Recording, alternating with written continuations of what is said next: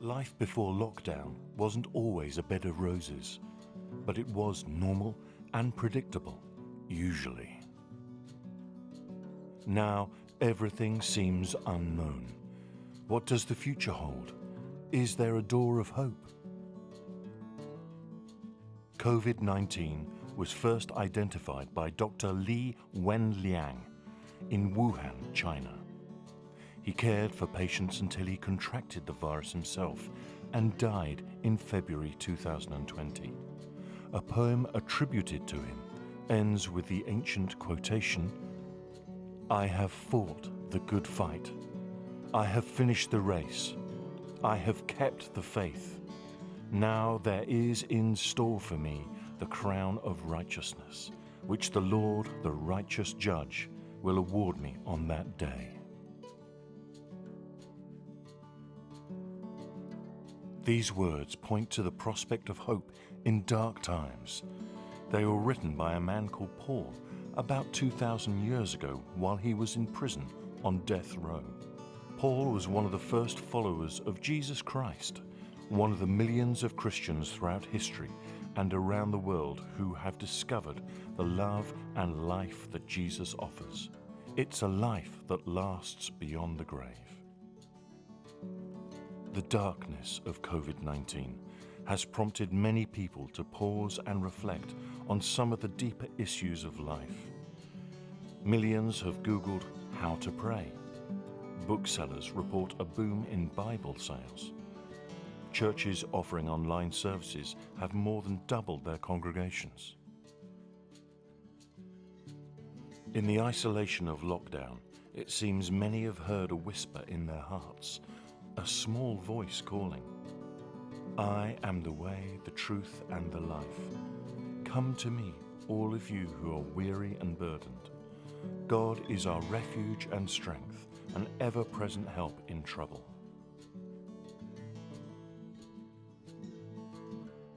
COVID-19 affects us all in some way.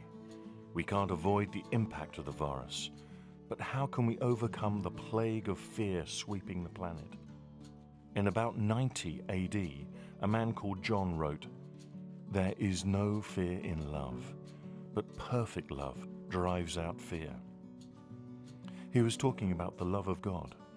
John saw that perfect love in action when he watched Jesus, the Son of God and his closest friend, executed by crucifixion just outside Jerusalem. John had spent 3 years traveling with Jesus. He wrote down many of the things he did and said, including these words, "God so loved the world that he gave his one and only Son, that whoever believes in him shall not perish, but have eternal life." John had made the connection between God's love for humanity, Jesus' life and death, and the door of hope from death to eternal life.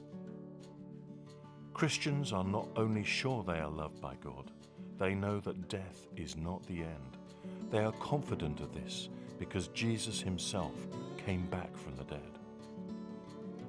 John's eyewitness account explains how Jesus died on a Friday and was placed in a tomb.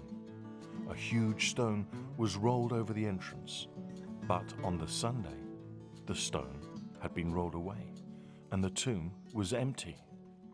Jesus then appeared to his followers, proving that he was alive. Hundreds saw him. Christians celebrate this as Easter.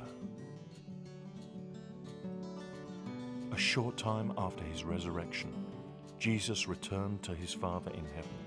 But before he went, he promised his followers that he'd always be with them and he would prepare a home in heaven for them. Jesus told them, "Do not let your hearts be troubled. You believe in God, believe also in me. If I go and prepare a place for you, I will come back and take you to be with me, that you also may be where I am."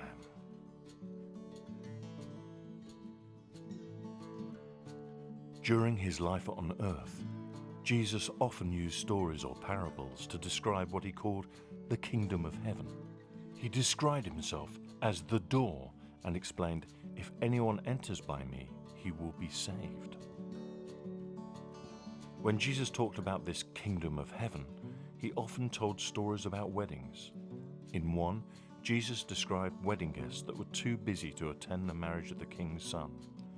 So the king sent his servants out to gather all the people they could find, the bad as well as the good.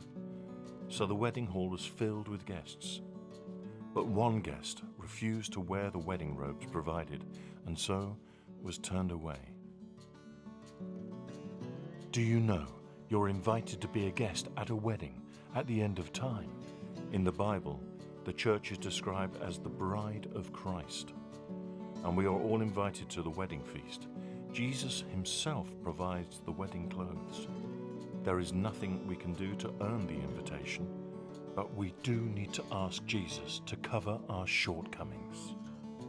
When someone begins as a Christian and turns away from their past wrongdoings, it's like they are washed clean and given those new wedding clothes to wear.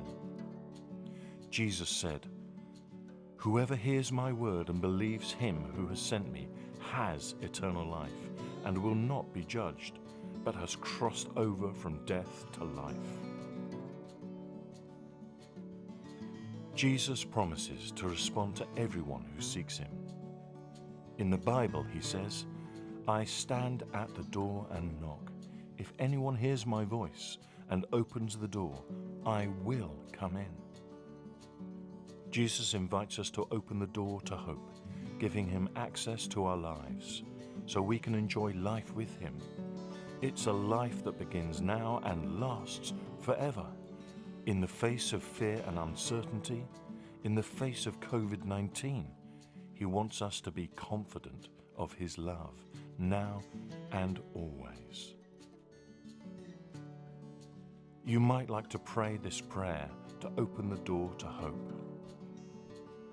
Father in heaven, thank you for sending Jesus to show me your love. I am sorry that I've lived my life my own way. As I turn towards you and open the door of my life, forgive my shortcomings and help me to live life your way, following Jesus. Followers of Jesus can be certain of this promise: neither death nor life will be able to separate us from the love of God.